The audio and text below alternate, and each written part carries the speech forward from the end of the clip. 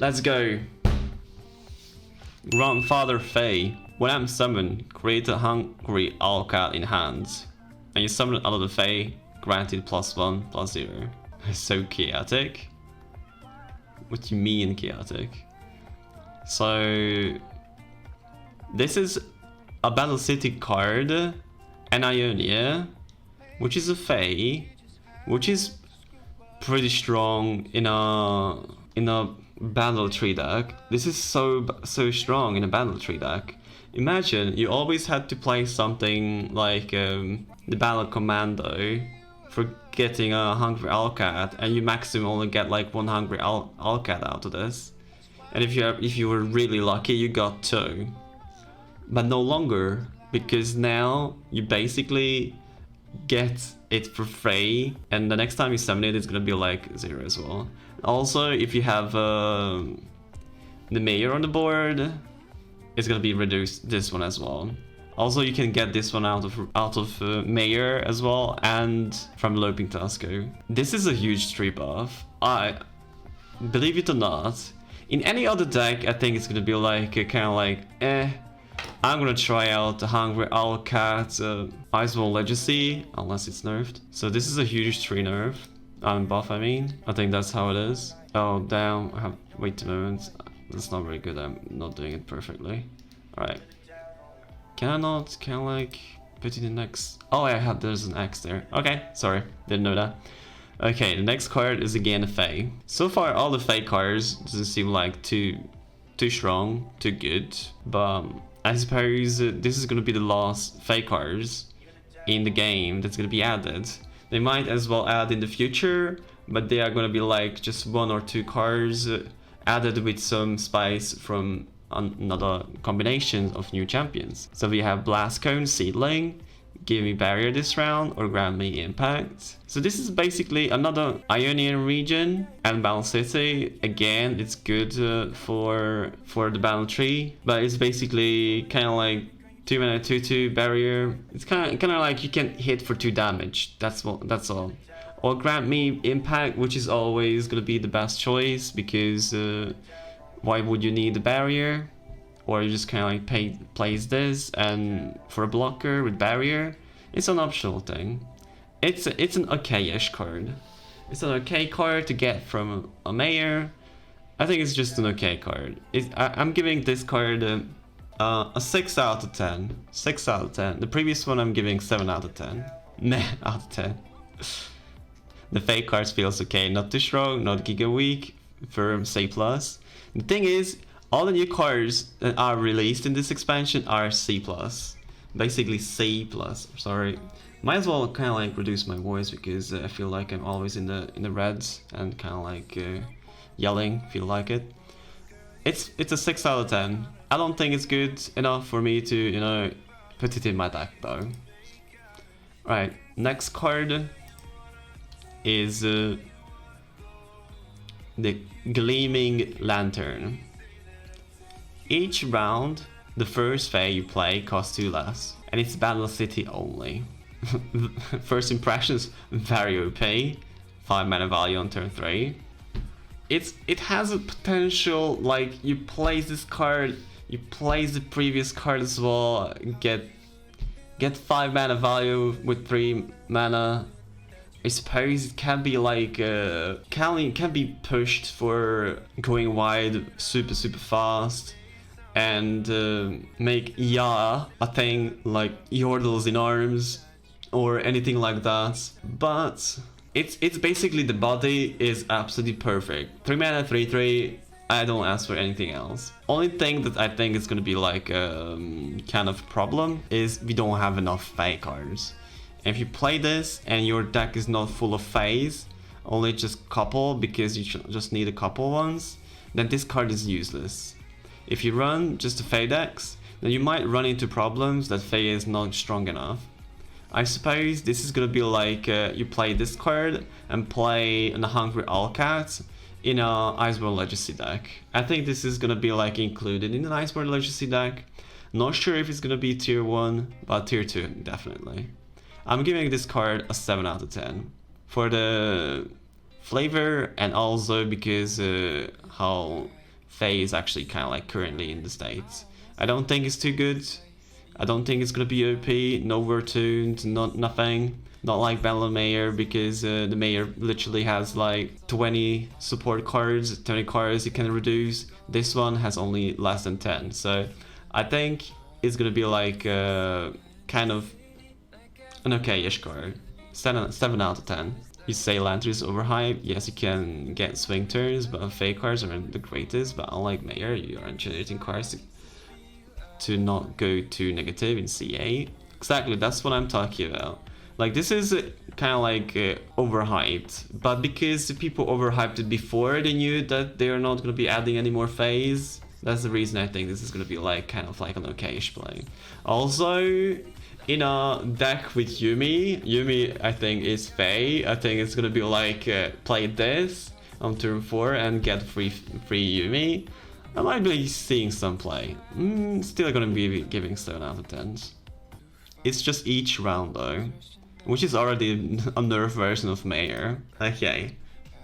Next card, Fae 8. Burst speed, 3 mana, create a Hungry Owlcat in hand, then grant Fae allies in hand +1/+1. This is a very, very weird card because it's not good enough. I would rather be like, create a Hungry Owlcat and grant all Hungry Owlcats +1/+1. That's how I would prefer this, instead of just in the hand. Hand buffs are actually kind of like not that great. This is absolutely just for Yumi, because Yumi is a Fae. You grant Yumi +1/+1, so the Yumi that you actually put some unit on, like you can put Yumi onto a Fae, Hungry Owlcat, and make it bigger spell sheet unit. Still not the greatest, I think, but it's not that bad. I would rate this card 6 out of 10. 6 out of 10. It's kind of like balanced. It's too balanced, I think. It needs to be a little bit more OP to, you know, to make it like work. I would rather make this one like +2/+1 or +1/+2 or something better, because hand buffs usually are bad. Currently, I don't think hand buffs are that great. It only buffs phase. That's my other problem. Hand buffs, like was the reinforcements, or what is it called in the master, that reduces the cards in, units mana cost in your hand. You never get more than 3 units to be reduced. When you play the game, you always have to ram cards as soon as possible, especially when you play against aggro. I think that's the problem. This is gonna be like a rarely seen play. We can make a very insane combo, but I think it's gonna be just memes, because it's not like it's gonna happen all the time. So it's kind of like a bad idea. And it's a hand buff. That's a different thing, because you'd rather have like a board buff instead of this hand buff. It's not a combat trick, so it's just nothing. I don't know. You need to have 3 Fae allies, all cast for the card to feel worth, and Faes are costed to be played as quick as possible. Yeah, that's the reason I don't think it's good. I think it should be like what I said, get a bigger buff, or just kind of like grant all the Owlcats the buff, because you create one, so you have multiple Owlcats in the deck in game, so you can actually make like a very neat Iceborne, let's just see. Okay, next card. Fae Sprout. Burst. Manifest the Fae and grant +1/+1 to it. To be honest, we don't really have too much phase, and giving it +1/+1 doesn't really matter. This is basically just get yourself, I don't know. This is literally the same as a scrap heap. I think this is just an interesting way to say. It's interesting thing you can get from a Conchologist, I think. Just a Conchologist thing. Solid. Yeah, I think this is just kind of like a nerf to Conchologist, I think. It's just a nerf, or kind of like an interesting... It could be interesting, it's not a nerf, because it could be interesting in the long run. In the long game, if you kind of like want to get something from Conchologist, or kind of want to burst speed more mushrooms into the opponent deck, I suppose you can do this. but it's kind of like not immediate threat. It's always gonna be like slowing you down. Anything that slows you down is kind of like not that great, and usually the problem is you don't want to get slowed down. But this is a very cute picture, not gonna lie. I think it's a 6 out of 10 as well. 6 out of 10. Tutor, Telescope, Tasty. Yeah. Next card, Yordle Portal, burst speed, 3 mana. To play, discard 1, manifest the Yordle that costs 3 or less, and summon it. Well, this is a very interesting card because you discard a card from like Flame Chopper, perhaps, and you summon instantly, perhaps a 3/3 or something. This is exactly. I think it could be actually played in discard aggro, and yeah.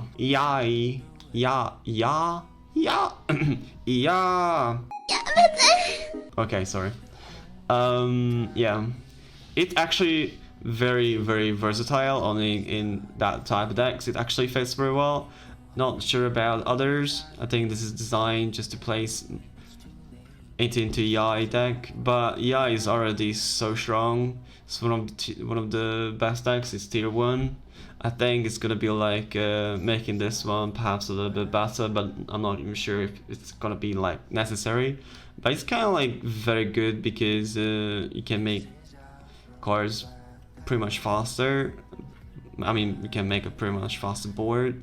You play turn 2 Baboon, turn 3 use this, you use it on a Flame Chopper, you summon on a Flame Chopper, and a 3 cost, or 3 or less. Could be anything, but not a lot of Yordles are actually there, and you summon it, so play effects doesn't trigger. Anything that has good summon effect, Yordles, I doubt there is. And you manifest, you have a choice between 3. I'm actually curious, I want to figure out what can you discard, I mean, what can you summon with these? But a lot of the Yordles are 3, so it can give you bad choices. So I will rate this card 7 out of 10 because it's actually not too bad. 7 out of 10 is actually kind of like strong because you burst speed summon a 3 or less unit, and usually burst speed summons are actually so strong. It's good for blockers. You can burst speed block if you need to. I think this can become insane. Anything that burst speed summons is insane, except the ones that are actually heavy priced, and this is just kind of like discard a card. Discard a card is actually pretty easy to do. It's not even a downside, it's always a good side, upside. Usually discarding is upside, so it's actually good. Turn 2, attack, use portal or discard choppers, get mentor, easy high roll. Exactly. 7 out of 10. This card is good. I like this. I'm gonna put it into a Yai deck. Next one, we didn't have any OP cards so far. Let's see if we can actually find an OP card. Next card is Spirit Portal. To play, discard 1, grant all allies +1/+1. To be honest, I have a problem with this deck, with this card. First problem, 4 mana. Second problem, you cannot discard this like you can discard Vision. Vision you can actually discard to grant all allies extra power, but this one is just to play discard 1, and it's a focus ability. And it's a worse Vision, by the way. I can't understand, but they made this so it's not a combo trick. Too expensive, focus, cannot be discarded to gain the effect, and it's not that great. We have too much cards in Balance that discards and too little cards that is good for discarding. This card is kind of like bad. It could be good because granting allies +1/+1 to a full board, meaning you can grant 6 units, 6+6+ for 4 mana. Just to discard 1 card, I think it's still not gonna be that great. And especially you use ER anyway to make +4/+4 to anything, that's already too good. 4 mana is good because it means there's nerve controllers. Oh, nice, well done. Yes. So that's the problem. because the card is focus. Let's say if this would be 3 mana burst speed, no, 4 mana burst speed, I would give it an 8. No, I would give it a 7 if it would be burst speed. I'm gonna give it a 6 because it's not burst speed, and it's because you can't discard the effect to gain the effect. So I'm gonna give it a 5. I would have given it 6 if you could discard this card to gain the effect. I'll give this card a 5 out of 10. This one by far is something I don't like. 5 out of 10.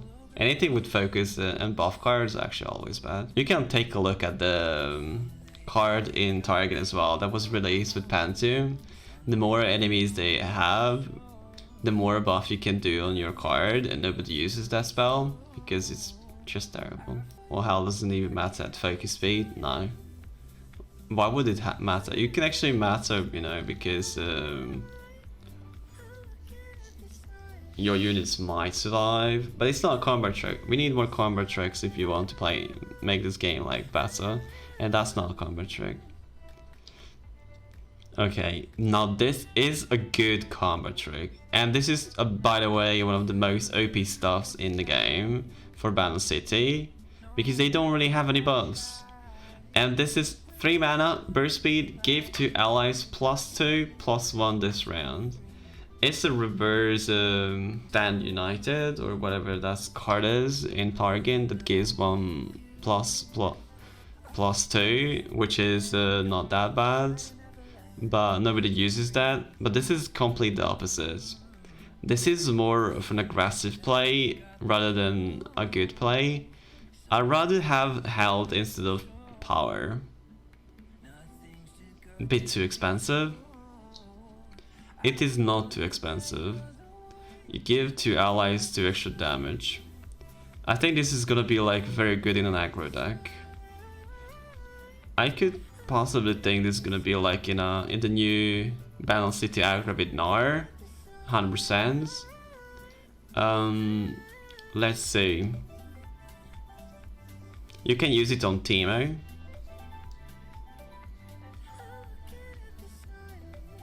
Only problem is it only gives 1 HP. I would rather not even care about the power. It's just basically 2 Shapestones in 1 card. We don't play it with... We might as well see some auction and Bandle City decks perhaps, I suppose. I would give this card a 6 out of 10, yeah. That's all. 6 out of 10 because it's not very versatile. And you can use it only with Yumi or auction. Not a lot of decks. Or an aggro deck with Gnar. That's gonna be the next top tier 1. I guarantee. But even then, it might be just a card you get from the Conchologist, which insane to get from a Conchologist from another region where you need it. I could call this insane. I could call it. Sometimes 1 HP matters. Especially when the enemy calculates that you don't buff right, and you then do. It's a fair card. Exactly. Everything here is fair. That's my problem. I don't know what they doing at the Riot HQ. They putting very OP cards and decks and champions, and then now this season they had to do everything complete the opposite way. Everything is underwhelming, and it kind of like feels like the meta is not gonna shift. People are gonna try these new decks out, but they're not gonna play all day these decks. And after season end, is nothing gonna be like happening. Alright, next card. 4 mana. Fast speed. Transposition. Recall an ally. The next ally you play this round with equal or last cost 0 instead. Meme per 10, nice. 2/4 Chundamir per 10, no. You know, this is exactly the thing. Like people gonna experiment, play this. They're gonna be like making YouTube videos out of this. Like, I did it once and never touch it again. I think it's gonna be like that. I give this card like a 3 out of 10, or just a meme out of 10 instead. It's not good enough. I don't think it's gonna be like try it out, play too much. I guess people will try it out. It's gonna be tier 4 deck, I believe. Next card is gonna be Hot Heads. Ashurima, Bandle City, Yordle card, 3 mana, 4/2. Attack, grant the top champion in your deck +1/+1 and a random keyword. Jesus Christ, this is so random. Literally, it's so bad. Like in Shurima, which card do you want to gain a random keyword? Which champion? I mean, it can give spell shield, but it's so random, and it only gives champions +1/+1. It's not like you draw it. First, you have to even attack with this. The stats are weak. My spaghetti is heavy, and my mom is in my pocket. On serious note, position could be danger if Mons from now right prints the wrong card. Yeah, I think they have everything in account, the reason they did this. No, it's actually kind of fine. If something's wrong gonna happen in the future, they're gonna nerf a card. That's how they do always. Like, they printed out Heart Pain, and it turned out to be too great, and now they nerfed it. See, that's how it happens. And Nasus was nerfed as well, now it doesn't need to, you know, it's kind of like they were in the wrong time, in the wrong meta. I like the card effect, it has like a bear, a little bear, and he's grilling sausages with the cannon. Bro, this is such a cool card. The art is amazing. I give 10 out of 10 for the card art. Yoo-hoo! Mononasus? Possible. I'm giving him... I'm guessing he could play this in a auction and a Lee-Sin deck, giving Lee-Sin a random keyword like Spell Shield. Random out of 10. You can get this out of a Mayor as well.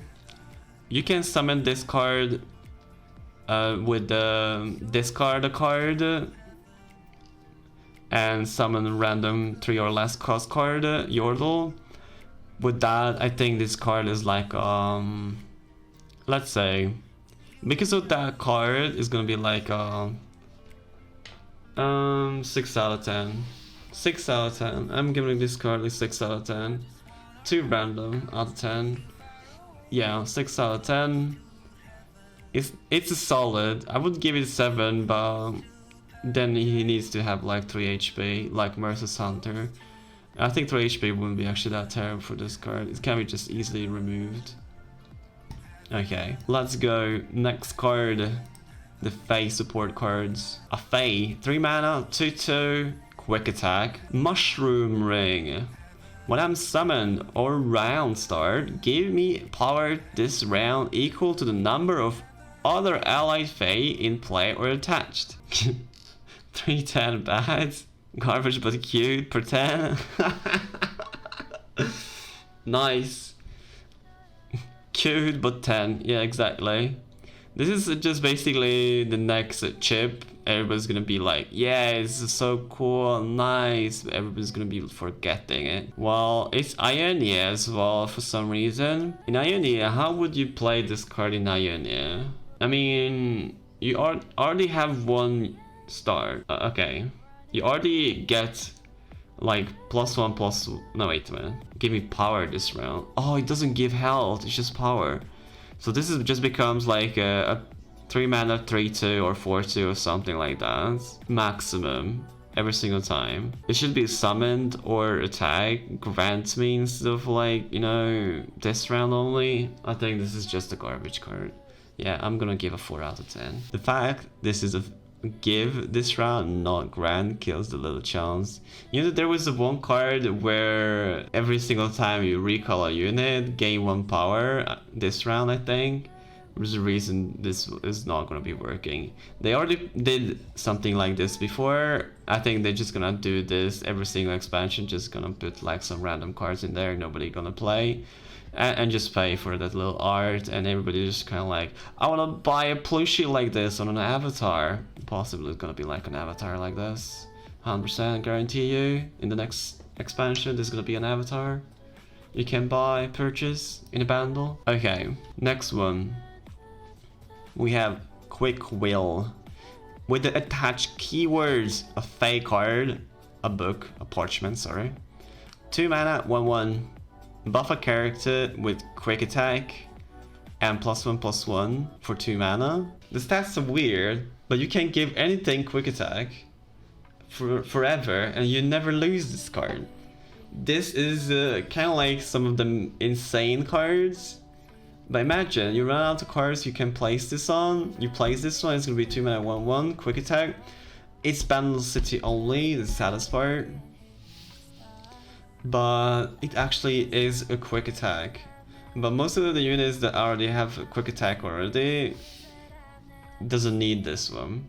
I think this is kind of like good for giving big body decks like the new Nar decks. This could be like very much coming in handy, giving units that doesn't have quick attack, this card. But basically you play this card, they kill the unit you play this card on. You get this card back of course, but you still lose this one. But it's still 1 health buff for 2 mana, and it's kind of like 2 mana grant 1/1 and quick attack on something that you can get back. So I would rate this an 8 out of 10, because I'm actually not even sure if something like this is gonna be like kind of like broken or not. I think it's kind of nice, you spend 2 mana, but it's not spell mana you spend, that's the problem. If it would be spell mana, then it's alright, but it's not spell mana, this is unit mana. And if it would be spell mana you can use if you do attachment, then I would be like, this is a 9 out of 10, but it's 8 out of 10. Everything like attachment should be using spell mana instead, I think. Make it a spell or something, I don't know. But it's a unit. It's 2 mana, slow, grant, an ally, +1/+1 and quick attack. Exactly. It's 3 on turn 3 if you have Lantern. And you can give it a Lantern, right? Like, you place Lantern turn 3 and then place that on the Lantern, it becomes turn 3 for 4 quick attack. And the problem with attachment, you can only attach 1 unit onto 1 unit. So you're gonna run out of units, you place an attachment unit and attach something to it. Or something like that, I don't know. This is what I think is gonna be happening, but that's alright. I don't know about how this is gonna be feeling like, but I guess it's gonna be like kind of like an okay-ish. I would give it a 7 out of 10 though, but I think it's gonna be broken in some sort of way, so, and people will abuse it. I'm gonna give it an 8, because the stats are not that terrible. It just gets a Poppy is GG. Well, if you can put it on Poppy and still survives, then it's GG I suppose. I mean, you rarely have enough mana to put it on a Poppy. But I think it's gonna be like in Zed and Poppy paper decks, I guess. Next card we have the Fae as well. The Papercraft Dragon. 5 mana, 2/2, double attack. It's the same as the previous one, but it gives double attack. Everybody was like, oh my god, this is so OP, you can give double attack to anything. But who do you want to give double attack to? I suppose you can make a Lee Sin deck out of the like Battle City Lee Sin, and put this on Lee Sin, make some overwhelm damage, and enjoy insta win, right? Or lose because basically you win already. It's 5 mana, it's too expensive I think. Double attack on its own in spell mana, burst speed is 4 mana. This one not only gives double attack but 2/2 and never lose the flurry, but you spend 1 extra mana for it and 1 slow speed. It's in slow speed. I would give this 6 out of 10, although it's possibly gonna be like some neat combo with it. Possibly can move to 7 if somebody actually figured out how to use this card properly. But yeah, I think it's a 7 out of 10. It could be actually good on severe, right? Yes. Rain Runner. But I suppose it could be good in Pantheon, right? You put this on Pantheon and you play Pantheon turn 4, you play this on turn 5. Pantheon gets 3/3 from the target and this one, and double attacks with Overwhelm already. Unless Pantheon loses Overwhelm from the nerf, I suppose. There's gonna be some kind of changes, making the decks lower, so other decks can actually be played.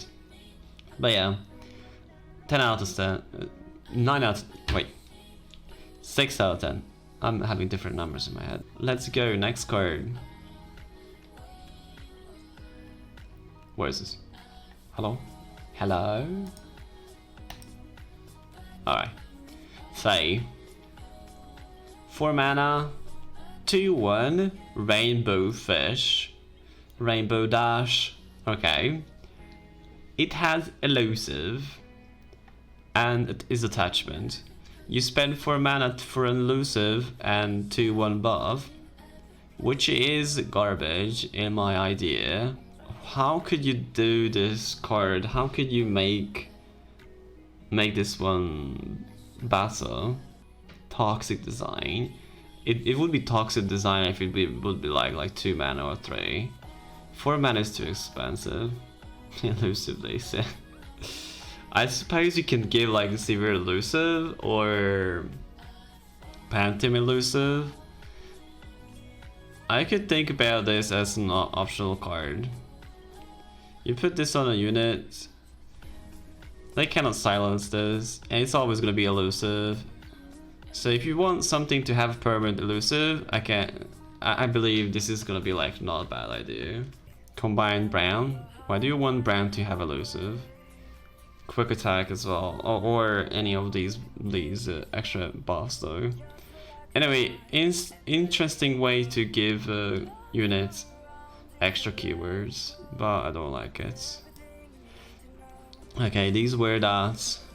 So the next one is Friendship. Again, Friendship. 4 mana burst speed. Give an ally barrier or spell shield this round. It's Bandle City only, very cute card, 4 mana, spell shield just for this round. You can deny any card with this, and it's a target ability. You wanna deny Concert Yard, 4 mana. You wanna deny a card, 4 mana. This is literally 4 mana deny in Bandle City style. And you can actually give like a barrier as well in case you need to make a unit survive damages. It's good with Severe. You give Severe 4 mana. I mean, for 4 mana you give Severe barrier, and everybody is gonna be like barriered.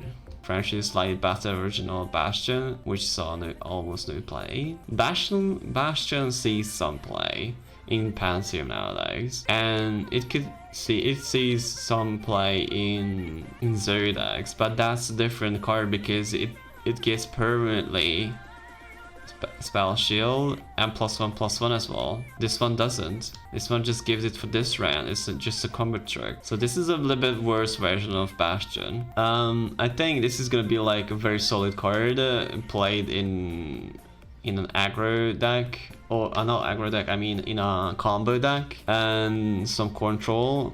I would suppose this is gonna be like an 8 out of 10, I think. 8 out of 10 in some certain decks. Just in certain decks. I suppose it's gonna be like in there. But if you play this with Pantheon, already has Bastion. I would rather play Bastion over this. But if you play this in with Gnar, I suppose Gnar is gonna be seeing play with Friendship. No, I'm giving this a 7 out of 10 because the region you are designed to be with together is Targon, and if you want to use this in other decks, I suppose it could be like kind of just an optional card. Nobody will gonna use this too much, I think. Abuse or not, 4 out of 10. Oh no, 7 out of 10. A region doesn't have protection. This might as well see some changes, but I doubt it's gonna be like permanent spell shield, or it could be like give barrier this round, or spend 5 mana for permanently gain the effect, maybe something like that. There was no permanent barrier in this game. Might as well need to have one at least. Permanent barrier. I mean, permanently wouldn't be actually that bad. For mana to counter vengeance.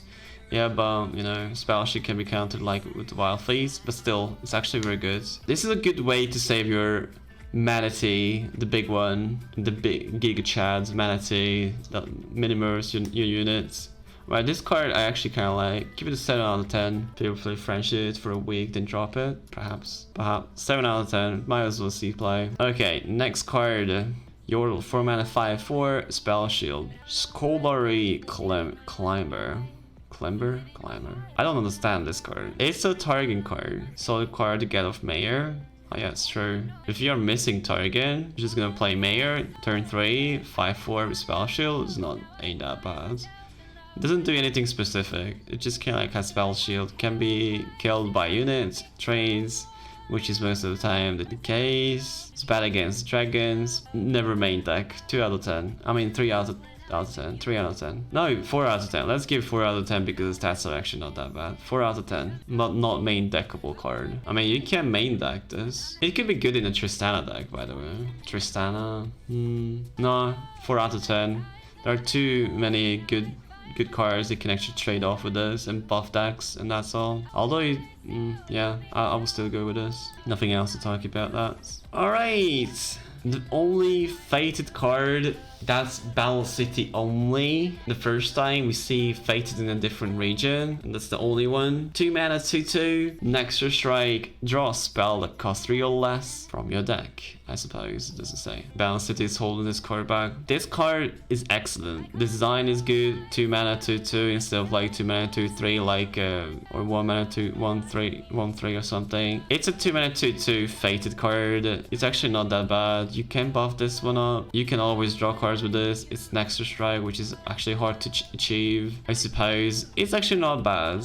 I could believe this would be good in an R deck as well. And it's a Fae instead of like a Yordle, so you can't summon it from a Yordle Portal. It's still a very strong keyword. You say 8 out of 10. We have the PNZ card, 2 mana, 3/2, Nexus Strike, create copy of an enemy spell. It doesn't have any other keywords. This one has fated. Because it has fated on it, I think this is a rather better card than a goat. The problem is it's a Nexus Strike. And I actually doubt it's gonna be like able to Nexus Strike a lot of times. If it does happen that you manage to hit the enemy nexus, you already get the value out of this because you get another spell. Apart from that, I think this card is very bad in the region.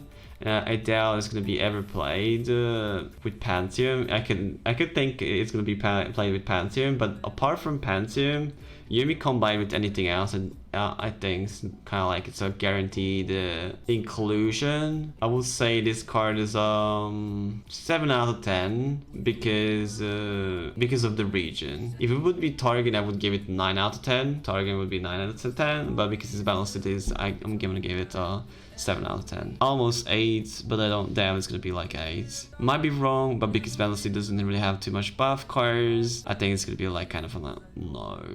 You can play the small Yordle card, the 1 mana, 2/1 that gives you a buff, like a armor or a shield or a weapon that gives HP or power. I think that card and this in rotation in curve would be actually not that terrible, but I doubt that's gonna be enough, and it's not good enough. Balance doesn't have enough buffs. I suppose they could have, but I don't know. Don't think so. I'm gonna give this one a 7 out of 10. The 1 mana manifest Fae +1 is broken. I don't even remember how much I give it to it. Did I give it 5, 6 or 5? I don't know. Did I give it less? Possibly.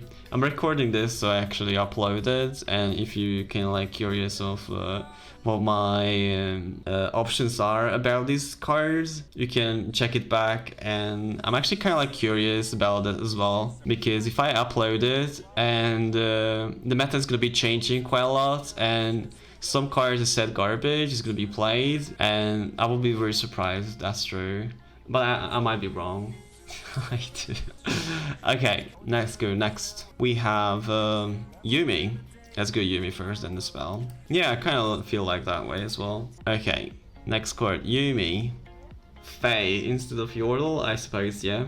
Because Yumi's story is that Yumi is a pet of a Yordle. 3 mana, spell shield, 3/3.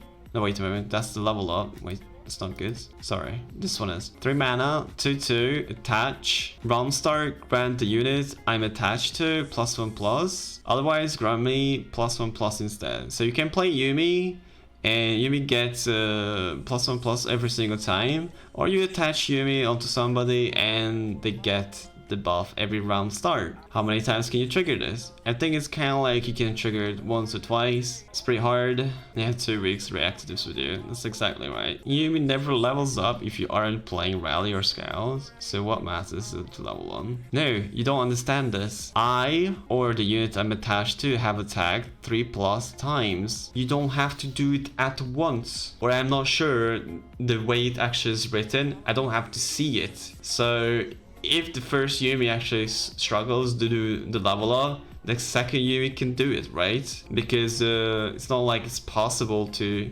do the thingy. It's not too OP if you level it up, right? We'll see how it works though. I suppose it's gonna be like some different changes and all these stuff, but you know, that stuff. Okay, that was the first level. And second level, it gains a 3/3, and when I level up, we're round start. So even on level up, it happens. Grant the unit I'm attached to spell shield and +1/+1. Otherwise, grant me spell shield and +1/+1 instead. It's actually very interesting because the moment you attack 3 times, it gets the spell shield. So the moment you attack with the 3rd time, they get spell shield and +1/+1. The +1/+1 I doubt is going to be mattering, but it actually matters the spell shield. It gains the spell shield, and Yumi has already spell shield on after that onwards. And the thing is, every single turn it gets spell shield. If the enemy removes the spell shield before the turn, and the turn, get the spell shield back again, kind of sucks, right? So if you want to remove a target with Yumi on, it's kind of like you do it at once or you don't do it at all. I'm actually not even sure how the Manatee is working with Spell Shield. Can Manatee just go through Spell Shield? I'm gonna figure that out later and we'll talk about it. But I think this is gonna be like very amazing because even though they kind of like silences the target of Yumi, it still gets the spell shield back. It's just kind of like so good. Level up Yumi is kind of like, mwah. Not game winning, very balanced. I think this is very balanced. This is very balanced. I will say, because I like Yumi, I don't like the region, but it's target as well. So you don't have to play Bandle City, and doubt you're gonna play Bandle City. It's gonna be like 3 Pantheons, 2 Tarics, 1 Yumi in the deck, or maybe pass 2/2/2. But I suppose possibly like just people gonna be like Pantheon and Yumi. It's gonna be good. I think it's gonna be good. I will like that. So I'm gonna give you that card 8 out of 10 because it is target as well, not just Bandle City. It's like Poppy. Have you seen Poppy level 2 when you weren't already winning? Yeah, exactly. I mean, there were times when Poppy leveled up. If Poppy wouldn't level up, I would have won. But the reason you kind of like have to remove this card as soon as possible, and a lot of enemies don't play control cards that much that they can't really remove your units. You can do stuff with them and you already won the game. It's just certain types of matchups, like Scargrounds for example. They don't really care about your attacking if they don't have anything they can attack with. It's a good turn 3, but I suppose it's gonna be light. I like Yumi, it's 8 out of 10, although it's gonna be pretty OP sometimes, or just kind of like weak. OP in game winnings and weak in losing games. It feels like kind of like you need to have the advantage already to win with Yumi. You will cry when you draw one more than Yumi. Okay, next is Yumi's spell. It's 2 mana, fast spell, Prowling's Projectile. Deal 1 to a unit, grant an ally +1. It's not good. What do you mean? You attach Yumi into a Pantheon, you get to grant the unit 1/+1, get the fated buff, so it's kind of like basically a 2+2+1, plus deal 1 damage to an enemy. Basically, you can use this card to remove a cannon from play, droplet play. It's just great. it can be good because if you have multiple Yumis in hand, I know you don't get the value, but you get the value about having a combat trick, and it's a very good combat trick, and it's good for Fated. It's better card, better than Pokéstick, because Pokéstick is not really good in Pantheon decks. It's just a card draw that doesn't target your units. You don't need that. And if you run 3 Yumis with Pantheon, I will try out Pantheon Yumi. I suppose it's gonna be like tier 2, but it's gonna be still alright. I like this card, but only that way. It could become an interesting card to get from a Conchalogist as well, because it deals 1 damage. It could be good with Gnar, but not really main deckable. I think it's kind of like good to get it from Yumi, but not to main deck this card. Unless you play like Azrael. Okay, I'm gonna give this card, let's go 7 out of 10, because I like it. But it's very just sometimes good. Very sometimes. But it's a good combat trick. Very sometimes. I am actually very knowledgeable in this English language. We got Yumi. Next on is Demacia. Alright. We start off with Petrocyte Stag. 4 mana, 3/5. Support. I take all damage for my support ally this round. What do you think?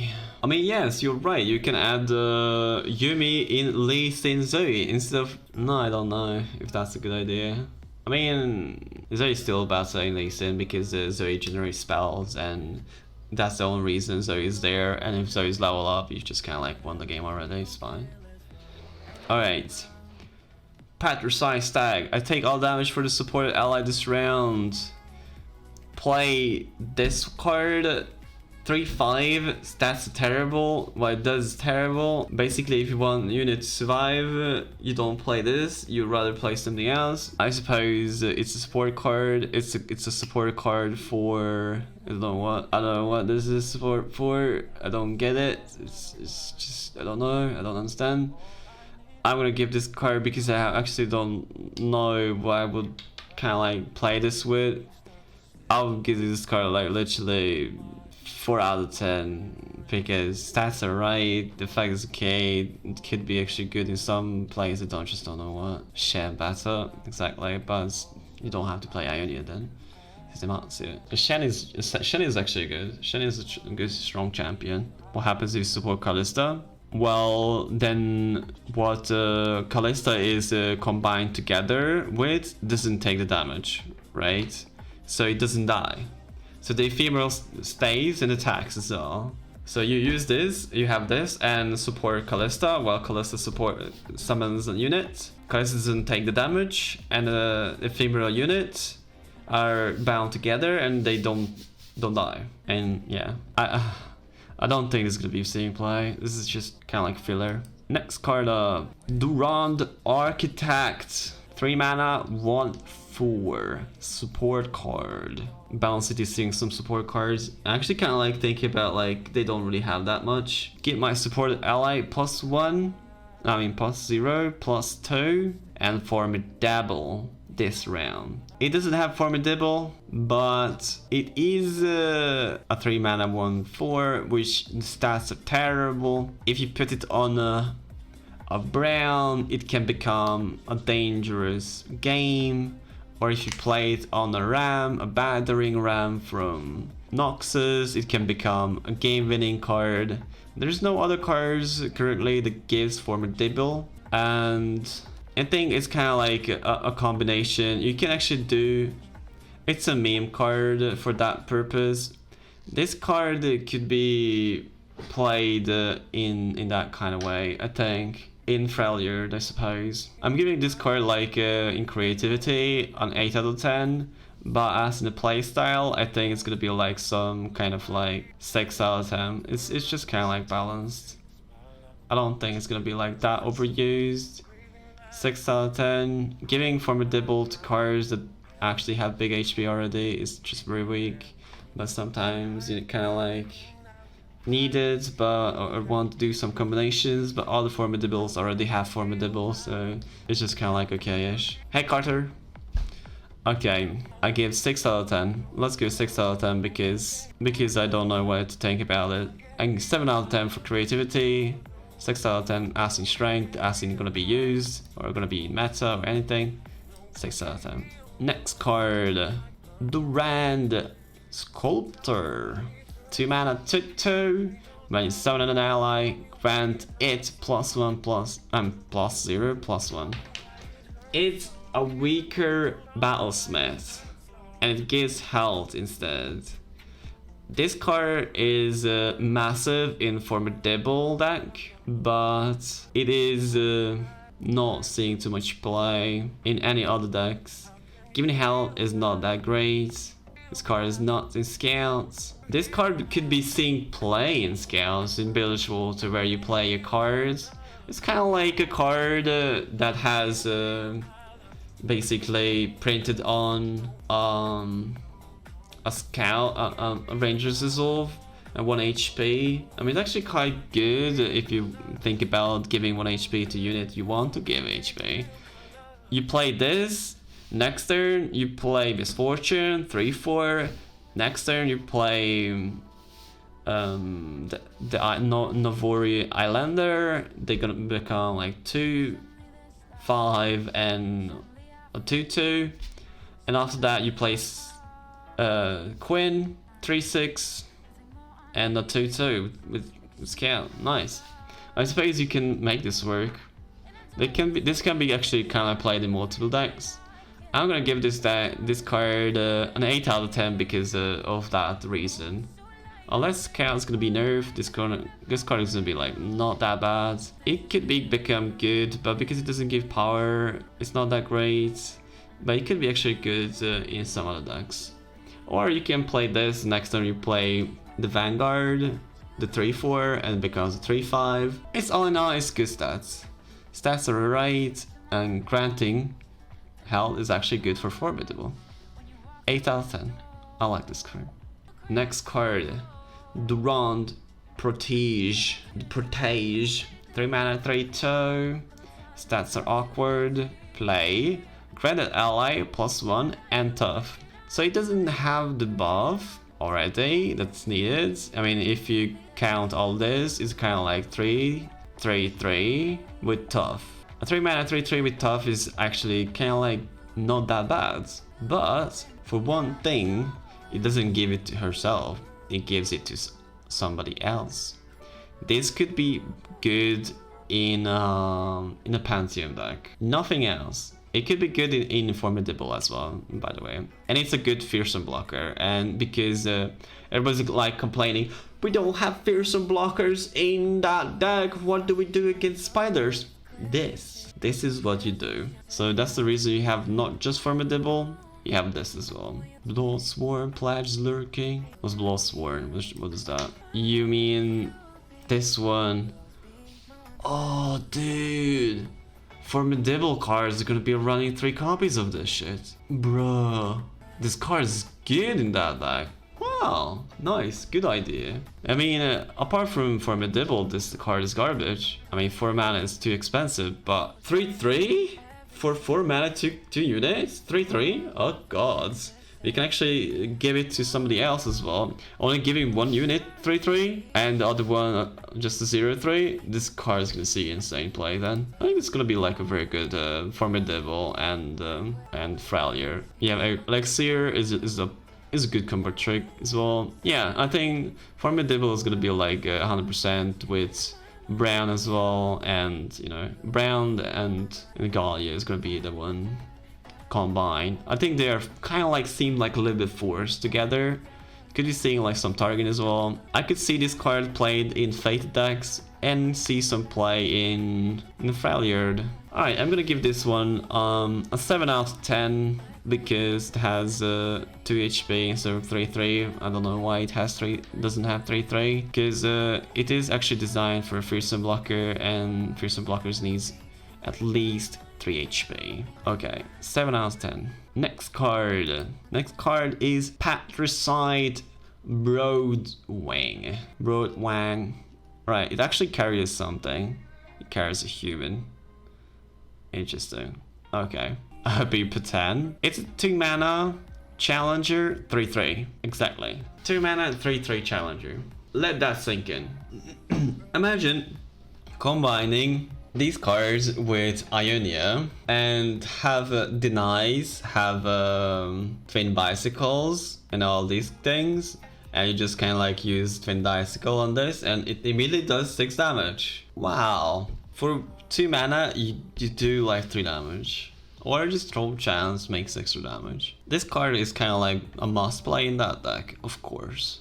You buff this card with HP, genius. Did I say the numbers? I will say 8 out of 10. Not too OP, 8 out of 10, still right. We have 3-2 damaging cards with Challenger. Although I don't really understand how they work. If they block, they still do the 3 damage, right? Not just on attack because it's striking. Only problem with this is because it's 0 HP, can be kind of like countered with cards that work against that. It is intended. It's an 8. I give it an 8 because a 2 mana 3-3 with Challenger and Formidable is actually kind of like 2 keywords on 2 mana and 3-3. 2 keywords. 2 keywords is good. You can't change my mind. 2 keywords is good. So strong. Alright, next. Next one is what? 2-drop is better than this? I don't know. I don't think there's any other 2-drops that are actually better than that. Apart from manifest generators that are 2/2s. And I think any challenging unit that is 2/2. I think the only thing is good is a Mage Seeker. That actually gets a +1/+1 if you play the 6+ card spell. You don't have to do this with this. I think that's the only one that's better than that. Everything that has challenge on turn 2 with 2 mana, I don't doubt it's gonna be like anything better than that. I mean, we can actually check it. 2 mana Challenger. 2 mana Challenger. We have Boxtopus, which is region based. We have Dragon Lieutenant, which is mattering that you have a dragon in the hand. You have to behold one. And it still has like 2 HP instead of 3. We have Mage Seeker that can become better, but you have to have place 6+ cost spell. And nothing else has anything better. I think that's the strongest 2 mana with 2 keywords. I think that's the strongest one. You can't change my mind. Alright, next card. Petrocyte Hound. 1 mana, 0/2, Formidable. Okay, why would this card be good? Because it's Formidable, but that's all. It's not elite, it's not any stuff. It's not good enough for it to be like too OP. It's just an alright card. To be honest, 1 mana card could actually become a 3 rune as well. But then the other card would actually be like too weak. The reason this is not 3 HP is because it already gets Formidable. I think this card is kind of like an okay card, not the most OP one. It's basically chasing to any 1-drops, but I doubt it's going to be seeing that much play. This can become easily a strong one with Troll Chance and then Health buffs, Elixir. It could be actually pretty painful for the opponent. I think I still rather play this one instead of Citria. That's 1 mana 2/2. This is much better than a Citria, 100%. I actually think like Citria is not that great compared to this one. This is a power creep to Citria. This is a very big power creep for Citria, I think. So if you want to place Citria in your deck, now you have this instead. And there we go. I would give this card a 7 out of 10 because it's not that OP, but it's actually not that bad as well. It's actually 7 out of 10. Very balanced card. Okay. Next card. The Winds of War. Heal an ally to full. Then the ally and the enemy strike each other. I was reading Reddit and somebody was just mentioning, fuck this guy particularly. Like literally. 2 light bulbs. Interesting art. I like it. Looks like sunglasses. Pretty cool ones though.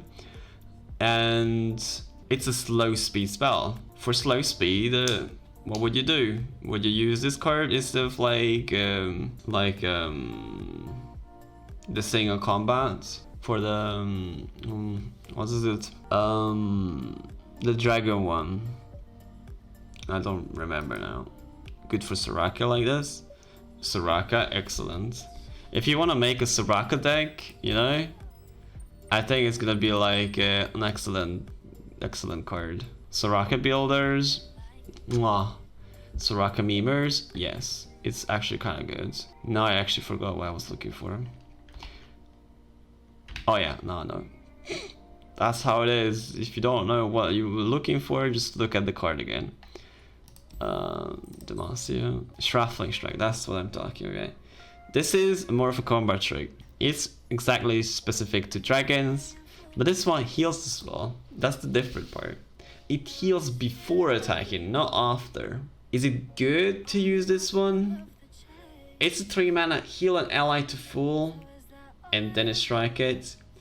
It's very interesting for Soraka because you hit the enemy and you heal your units back up. It's pretty excellent.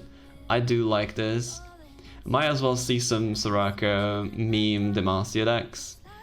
I suppose that's gonna be the next. That's the only reason, I think. Anything else apart from Fiora?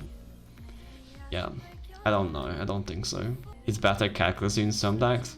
Cataclysm is just good with Scouts and Fates.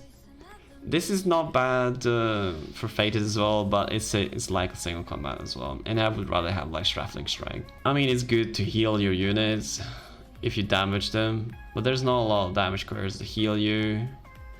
I mean, you need to heal, but you can actually strike the enemy and then use this to heal.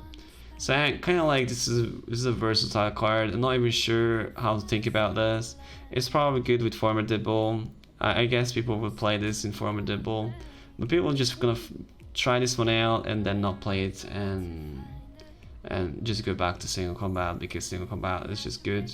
Yeah, compared to Fiora, Fiora is gonna be like alright with this because you need single combats, but I suppose I don't think it's gonna be like that great in Fiora, but it's gonna be something alright if you have like already damaged something and then you want to heal it back up and do one more damage. I suppose it's better Shuffling Strike, not better Concerted. It's 3 mana, it's a good combat trick, not a combat trick but good control card. I would give this card a 7 out of 10 because I don't think it's gonna be like that main decked too much.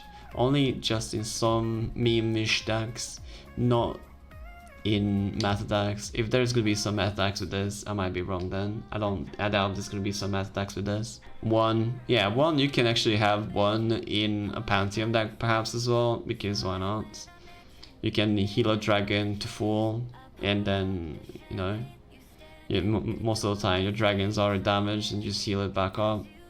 It's good for the Fated Dragon, unless it's not nerfed. Okay, next up we see some interesting card. It's a good finisher card, that's what the people say. 9 mana, Gorlith the Unscalable, 0/10 with Tough and Formidable. When I'm summoned, swap my health and your Nexus health. I can't be blocked by enemies with less health than me. You can, bruh. Now I realize they swap health, they're not just kind of like make the health 10. You can make this card a 9 mana 0/20. 0/20 instead winning the game in some cases because it doesn't have overwhelm. It can't be blocked, enemies less health, it can't be blocked. Yeah, only con is Minimurph, Vengeance, any card like Killing Strike, anything that has a very big potential. Stun is kind of like okay because you know, this is a finisher. This is basically you place this one down. If the enemy has no answers, you won. If they have, sucks to be you. But this is very interesting because it can become, you can get this card from transforming as well. You can get this from Tri-Beam. You can get this from the timelines as well, 9 mana timelines, and it can become something very interesting. Okay, think about it's main decked. I guess people will main deck one card they're gonna try out. It's gonna be not played. I suppose it's gonna be like one of the cards that are gonna be like tried out, but not played. And eventually, later, half a year in the future, it's gonna be like somebody plays this and makes a 51% win rate deck and be like, nice card. No, this is a 6 out of 10, very balanced. Okay, next card. I like the designs, the card art, by the way, they're absolutely great. So we have Dragon, 5 mana, Demacia, 0/6 HP. 2 keywords, Fury and Formidable. The Fury grants me +2, +0/+2 instead of +1/+1. So basically it gets 2 attack and health instead of like just 1 for each. It gets 2. So basically this card has a built-in Rain Dragon Guard built in itself. Imagine have Rain Dragon Guard here and be like, you have that and this eats something, gets 4 damage, 4 health. What's in the name were they thinking? This is insane. I rate this card 9 out of 10 because how strong it can become. In a dragon deck, of course. This is something I absolutely love. It's 5 mana, doesn't have challenger, that's the sad part. Dies to Killing Strike, of course, dies to a lot of things that are actually gonna be like countering the meta, which is not gonna be played too much, too often, to any. It's insane how I like this card. 18 1/1s and then heal. Literally, if you eat a 2/2 unit, it literally does nothing happen. Like, it eats 2/2s for breakfast for free. All the power doesn't increase like it would increase in any other dragon, but basically just kind of like it kind of eats it and nothing happens for free. It's kind of like it doesn't block. 2-3 weeks to matter settle. Yeah, I mean, this is good in a dragon deck. If you want to put in some dragons in a dragon deck, this is the best dragon out there. The spell sheet one is not as great as this one. This is the best dragon for 5 mana. If you want to play dragon, you have to play it. Is this main deckable? It is main deckable, but still it could be actually problematic in some cases. But it's main deckable. Possibly 1 or 2 copies is gonna be in there. Because of that sole reason, I think it's gonna be 3 copies in the Formidable deck. I'll give this deck, this card 8 out of 10, not 9 out of 10, because I changed my mind. I can't really give. No, I'm gonna give it 9 out of 10. 9 out of 10. I like this. I like this. I'm gonna give it that. I like this card. I like dragons. I like the Rain Dragon Guard combo. I like this one. 9 out of 10. Poopy buffs this too. Perhaps could care less about Poopy. I care about dragons. In a dragon deck, Shyvana deck, this is gonna be insane. You can buff this one as to have Overwhelm, so it's cool. Yordle Smith. Wait, so Yordle Smith gives health no, Yordle Smith gives power, right? No health. Oh yeah, quick attack. Yordle Smith gives quick attack, not power. Keep forgetting that's a Yordle Explorer because I kept calling it like Yordle Smith because, you know, stuff just kind of like messed up my head. True. Yordle Smith is gonna be like if you play the Bound City, you would play with that. It's a nice art as well. There's a Cho here, by the way. A little Cho on the side. Small Cho. They did that for funsies, right? Because it eats Chos. Okay, next one is gonna be Gallio. Gallio, level 1. 7 mana, 0/8. Spell shield, Formidable. When I'm summoned, grant other allies +0/+3. Every Formidable will benefit from this. It's basically buffing a Formidable unit by 3/3. Or buffing any other units by 3 is still strong. This is an absolute Giga Chad. Good value, good stuff. It has spell shield on level 1 as well. It's amazing. You place this one down, your board is gonna become big. If they want to do Ruination, feel free to do it. They cannot kill this one unless they use another spell. If you place this one on turn 7, enemy doesn't bank mana crystals, they cannot vengeance this as well. So it's amazing. It is 7 mana 8/8 spell shield that actually does something else as well. It's amazing. It's strong. Costs 7 mana, so level 1 spell shield is okay. 7 mana is a lot, I understand. But you build up a board already for Gallio to buff. And most of the time you can do it with Demacia. You can even do it in the mode with Demacia. Imagine just make a full board of elites and then you kind of like just grant them hell. It doesn't matter.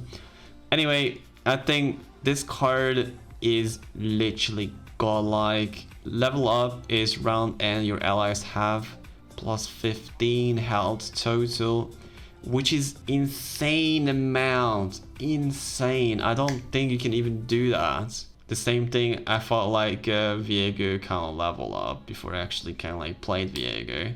I felt like Viego is never gonna level up. Jesus Christ. 20 damage units has to die? How can you do that? And literally, you can level up Viego so much. I was wrong about Viego. I might be wrong about this one as well. But something for sure I actually think about. It's different than Acel, because Acel is turn 10 and this one is turn 7 and Acel is already 8/8 unit as well, but this dude actually buffs 3/3 to other units. All he has to do is buff a full board of 1/1s to 3/3s and it's actually leveled. Or any board. Maybe in combination with value you will play him earlier than turn 7, maybe 5, 7, 6. No, make a full control deck with Formidable and you know, I think it's gonna be like kind of like a Scar Grounds deck. Scar Grounds, brown with Gallio, and all it has like is boss cards and elixirs and all these stuff. Okay, it doesn't have any other effects apart from granting others. 7 mana spell shield, bro. 7 mana, turn 7, you slam this card, enemy is kind of like, what the fuck I do? I can't mini-nerf it. How do they mini-nerf it? They can't. It can be... The problem is, it takes damage, it doesn't have overwhelm, can't get overwhelm. That's the only problem with the 7 cost cards. Every single champion that's 7 doesn't have overwhelm. Apart from Cyan, that's cheating. Okay. Let's see this level up as well. Level up, extra health, it gets on extra health, which means damage as well. The same effect, grant others plus 3 HP, and each round the first time an ally takes damage, rally.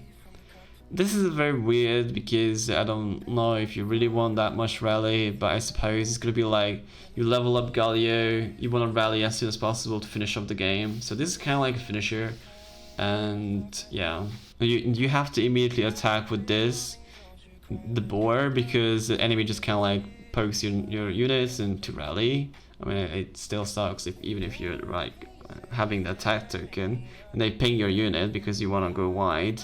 That kind of sucks, right? So you have to attack it first and then you can attack again. I suppose there's so many interesting play styles with this. I actually like it.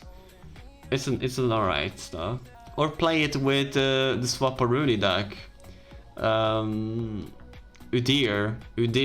You can have a Swaparuni Udyr deck where you just give overwhelm to this dude with one of the swap stances. Could become strong. I kind of like that idea. You can trigger self damage with swapping stance with Ram stance.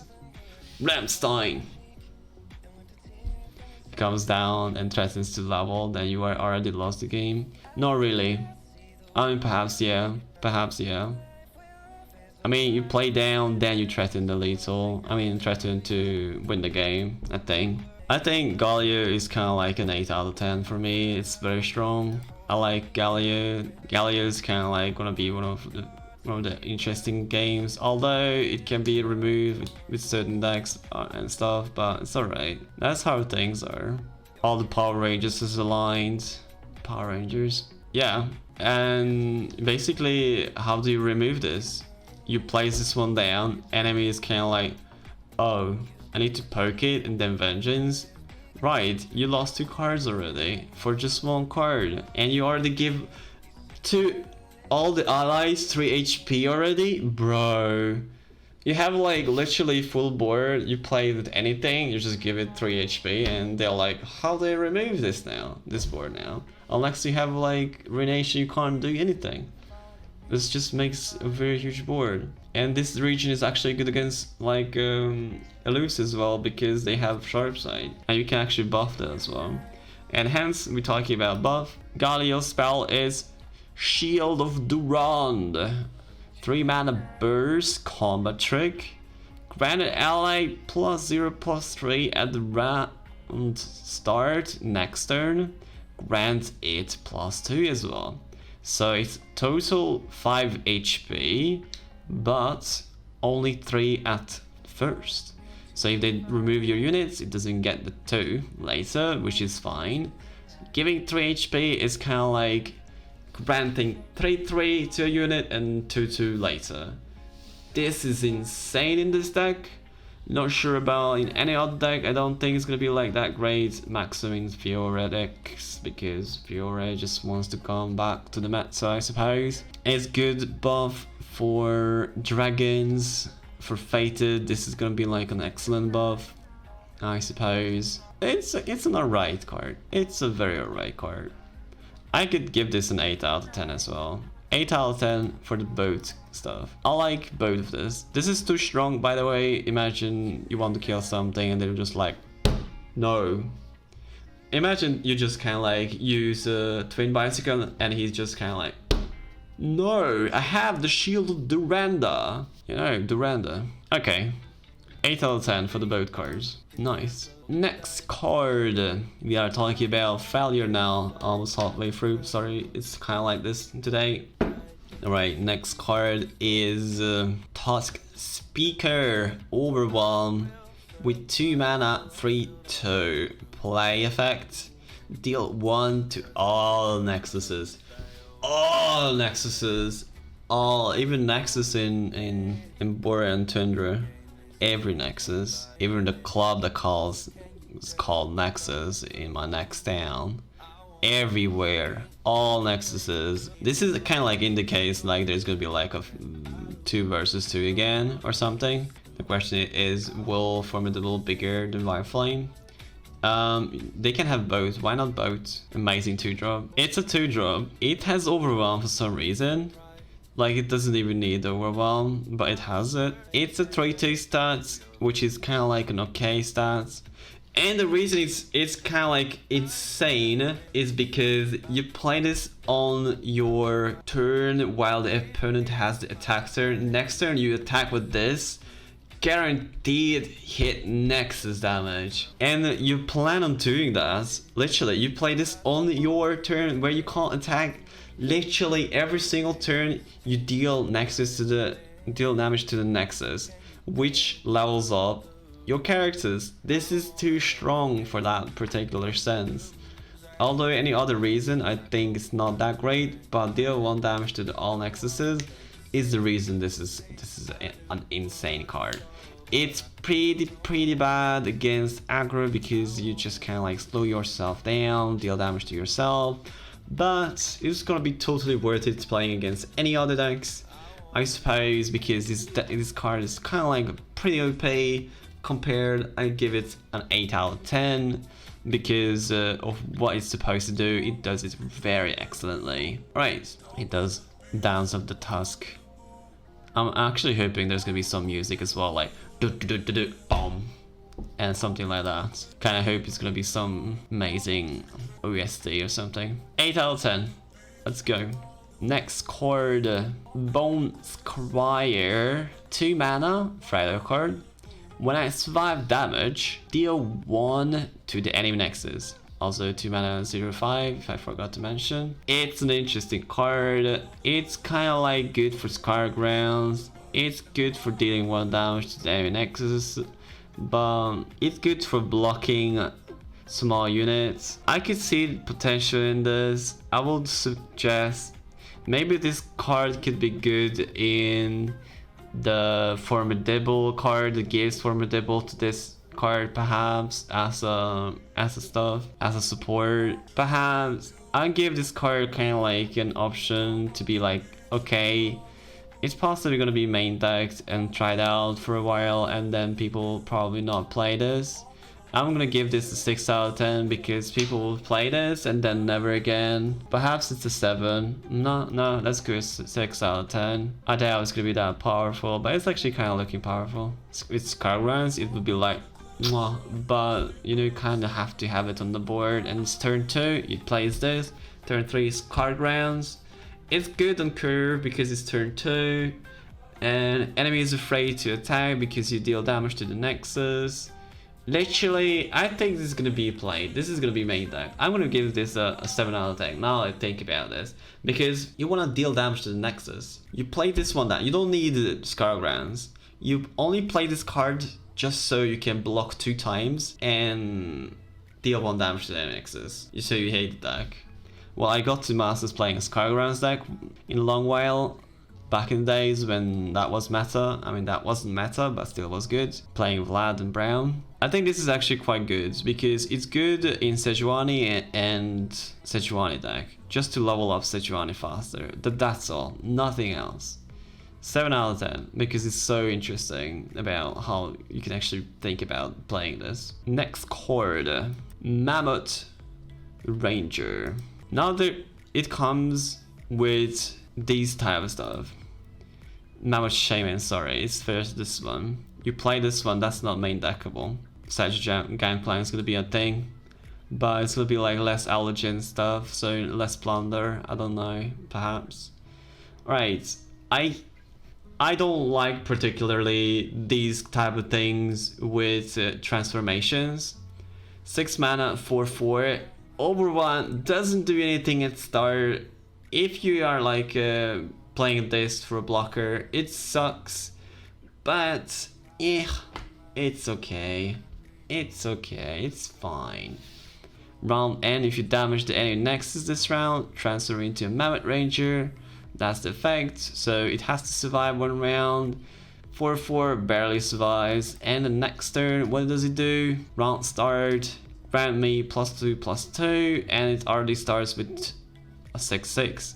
So basically, if it survives 1 round from 4/4, it becomes an 8/8 with over 1. It's insane how strong it can become if you manage to survive it. But can you do it? If you do, it's excellent, but it's too expensive for 6 mana 8/8. It's gonna be like a 6 mana, you play this, and turn 7 it becomes an 8/8 over 1. But there are Turbo Trolls that are so much better than this. I think it's gonna be like 4 mana is hard to remove. Well, we saw that it's hard to remove when the enemy played the Shellfolk. You always wanted to remove as soon as possible, and sometimes you couldn't, and you just lost because that's happening. And if you kind of like do the same thing like here, you can't remove it. It's just no, the stats and the mana cost is fine. Everything is fine here. I think it's good. Our update is coming in tomorrow afternoon. Tomorrow before night for me. Okay, I'm gonna give this card a 6 out of 10 because it's actually so interesting, but I doubt people are gonna be like trying to play this. It's a transform effect. It could become not that bad with a knock attack, but I don't think it's gonna be like okay. No early access, and I got a message from Riot saying there's not gonna be any early access. They might have lied to me, but the way they said it, they can't give me early access because they don't give out. I suppose it's just kind of like only giving to certain peoples. Like, I don't know, it's not like I asked for it. They said, well, they would give me, even though they want me to promote their game, right? And I want to promote myself as well, but instead I can't get it. Fine, I suppose. You guys have to watch Grapple and Swim play then. Or not, who knows. Alright, next card is this one first, right? The Mork Wolf Shaymin. 4 mana, 3/3. Regeneration. Round end. If you damage the enemy Nexus this round, transfer into Mork Wolf Ranger. which is when I transform, draw a unit.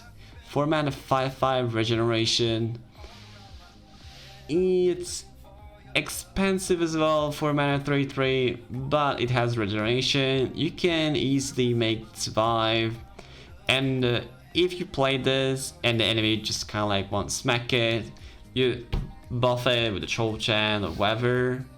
It regenerates all the health, becomes 4/4, 4 mana 5/5, and you draw a card as well. So you kind of like, if you use a card on this one to save it, you get a card back, and it's worth it. Lore team, well, yes, I understand. So basically, Grapple is a lore team. Swim, yeah, Swim can be a lore team, but there's a lot of streamers as well. Got small streamers got early access in the previous expansion, and I thought like ask as well. And yeah, I suppose we'll see if they're gonna be like having an early access tomorrow. Might not, might be. Also early access, I don't know if it starts afternoon today, I don't know. But yeah. Okay, I'm gonna give this card perhaps 7 out of 10 because it's not that bad. It's kind of like a babbling Björk, but just kind of like with the body, with the better body. Babbling Björk that draws any unit, not just a big one, and it's slower, and you need to make this one survive. It has a good keyword on its own. You can buff it with Troll Gift. Has different stuff, play styles as well, and give it 7 out of 10. Might as well be main decking this in some certain meat deck, I suppose. I would try a meat Sejuani deck. You have to be in League Partner program. Oh, okay. Alright, might as well be partner then. Then I will ask. League Partner, please subscribe, no, please follow, please watch me more, do stuff. I want to be partner. Do it now. Tell your family, tell your children, tell your cat and dog to watch me. Anybody here that idea? You bored to play the same deck again? Well, it's gonna be changing tomorrow, don't worry. Just tell them you play for 140 hours in a week. I do play 35 though. I mean, they should just check my Twitch. I actually said my name. Just check my Twitch, and they can actually just say like if you are worthy or not. Like I'm still small though, so I get. And there's literally not a lot of streamers here. They could actually give some insight, but I guess they don't want to. Don't care. Right, next card. Wrath of the Freljord. 8 mana. 8/8. Enemies with 3 or less power can't block. Or reverse fearsome. It is a beautiful art. I like the pig.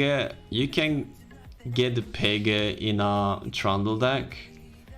You can get this pig from a timelines with Trundle timelines, or just play this. I think this is actually quite good. In not a way to main deck this. Might as well main deck it, perhaps, maybe, not really. I'd rather be like, this is good to get it from something else than main deck it. Like a Tri-Beam perhaps, or really on timelines. I suppose I would like that. I'm giving this card a 6 out of 10. I like that. Stats are great. Power, effect and all that's great. Only problem is it doesn't do anything on start. It's just kind of like a body. No play effect, no summon effect, just a play body effect. They are always bad. So that's the reason it's a 6 out of 10. But it's actually quite alright, I like it. Alright, next card. Let's keep this one until we know what swap stances. Okay. Swap stances. Grant a stance to an ally. Slow speed. You can get this from units and champions. 3 mana, slow speed, does something to a unit. Let's go. Bear Stance. Granted ally 2/2. +2/+2. This is in particularly, I think, the best one. Or not that bad one. It's actually quite alright. If you want the unit to survive, or just kind of like buff it so it does more damage or whatever, it's a neat card. But 3 mana 2/2 is slow. It's not combat true. Might as well be good. I'll say like, okay. We have Bark Claw Stance, Grant Ally +2, and Overwhelm, which is pretty awkward. By the way, have you realized there's a slash here, like a line here, and here they forgot it? Like here's the line as well, like +2, line +2. And here it actually just says like grant an ally +2/+0 without a line. Alright, I've seen actually quite a lot of literally unplayable things, but this is one of them. Okay. You can an indie company, indie beninging.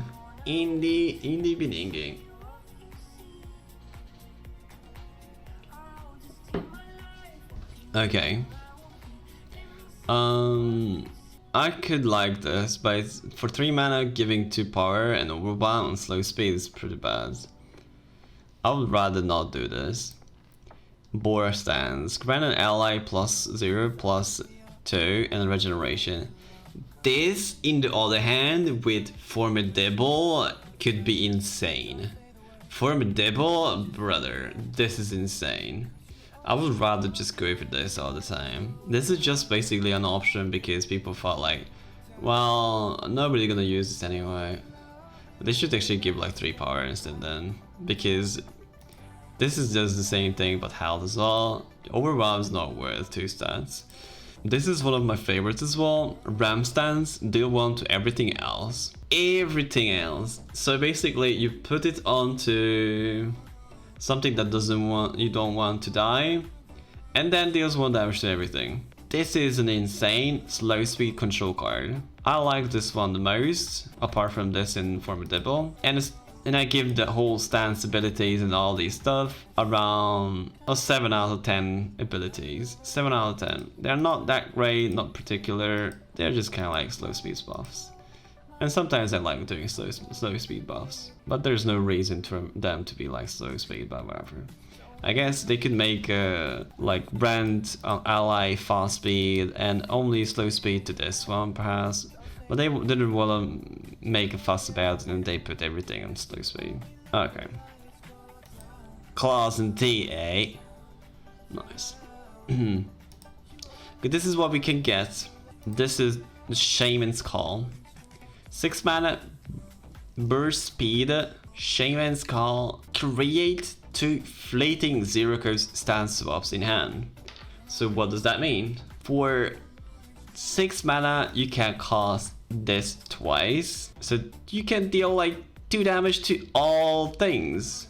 That's not a bad thing, right? Karma, meme. I'm actually kind of thinking that's not a bad thing. It's pretty slow control. Enemies having a full board. You just kind of like place this and use this on instantly. I'm just kind of like thinking if they remove the target you actually cast this on, what will happen? Will be fuzzled or just kind of like still deals damage? I think it still deals damage, doesn't make sense to fizzle it. Okay, I think doing this one to grant an ally like this stuff or held and then overwhelm could potentially be kind of like good, but most of the time you're just gonna use this on control. I give this card literally 6 out of 10. It's an okay card. I don't think it's gonna be OP and people are not gonna main deck this, but pass me mates. Lux meme. Now you're actually saying something very smart. Something very smart. This could be actually kind of like played in Lux though, because it's potential. It has potential. I'm still giving it 6 out of 10 because it's 6 mana. If it would be 5 mana, I would give it like, you know, 7 out of 10. I'm actually kind of liking it, but it's just good because you just have to use it. But if you don't have any units left because you spend like literally 6 mana on this one, I don't know what you can use this on. But 6 mana for playing 6 mana card, should be actually something else, like 5 mana. Get 2 of them stands off. Get the value, get them. No value in these. Next card, Vulpine or Vulpine, Wanderer. When I'm summoned, create stance swap in hand. They are not fleeting, so it's just in their hand. 2 mana, very nice card art, I like it. Nice wolves, they are good boys. His tongue is out, it's pretty dope, I like it. His boots have claws, why? I suppose. Anyway, this card is a 2 mana 2/2. Basic stance, gets you a stance swap. We can actually use next turn. Make this one 2/2 perhaps. From 2/2 to 4/4. It's an okay stance, but it's just too weak perhaps yet. Unless you need the stance swap, particularly in some kind of decks. You can use this, use Ram stance and do it on AoE. We can do so much stuff. You don't have to choose what stance you want to get, right? You just get the swamp stance. And by the way, there's no Phoenix stance for some reason, because they forgot it when they made the card art and they were like, okay, maybe nobody really realized. I'm gonna give this 7 out of 10 because it's very versatile. It could become very good. It generates a card which can be deadly to some enemies, good against some control, or good against some combos, good against some aggro. But all in all, it's just an okay card. 7 out of 10. Next card is Hiara All-Seer. When I'm summoned, create a stance swap in hand. It costs 0 this round. 6 mana, 5/5. Just so you can buff this dude with extra 2 HP and regeneration. Or do you want to damage to anything? This card is particularly overstated. Oh, look at this dude! I didn't see that yet. There's a small child there, it's pretty cute. Well, that's an elderly woman. Ah, that's actually quite nice. I like the card art. Card art deserves a little bit more praise. Ah, look at this. This is a heads as well on the figures. Nice. I'm gonna give this card perhaps about let's see 5 out of 10, because I doubt it's gonna be main decked, although 6 mana 5/5 stats. No, it's too expensive. You play this, Emily removes this, and you're like, I have a stance swap. What do I do with this now? Literally, that's gonna happen. 4 out of 10. I don't like this. That's where the stance swaps. Okay, now comes Udyr. Oh dear. Udyr. When I'm summoned, strike, create the stance swap in hand, or if you have one, reduce its cost to 0. So basically it doesn't reduce it by 1, it reduces it to 0. Literally, you summon it, strike it with it, get a stance swap. It doesn't get quick attack, it doesn't have anything, it's just basically 5 mana, 5/5 body, 4/4 body. Very, very weak. I don't understand how they could make this one so weak, because it is very weak. How can you strike with this without this one dying on turn 5? I don't understand. Senna, on the other hand, has quick attack, same stats, so much stronger. I think this is gonna be so much weaker than the Senna deck. Anyway, people forget all these big cards going to be eaten by Kindreds. Kindred! Nice one. Okay.